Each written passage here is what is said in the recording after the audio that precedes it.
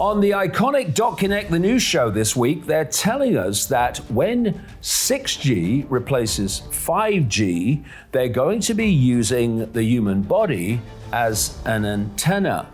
Well, I've been saying in the books for decades that the human body is actually an antenna. And to use it in this way with 6G would be catastrophic. Maybe that's the idea. And then we've got 5,000 Swiss troops who are protecting the rich and famous, invited to Davos by a private organization to dictate the future of human society. And also in the show, do you remember, you must have a good memory, when American late night talk show hosts were there to entertain people? Well, not anymore.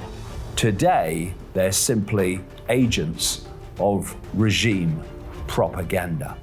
That's the Ickonic Connect the news show every Saturday from 10 a.m. UK, and you can take out a free 7-day trial whenever you like.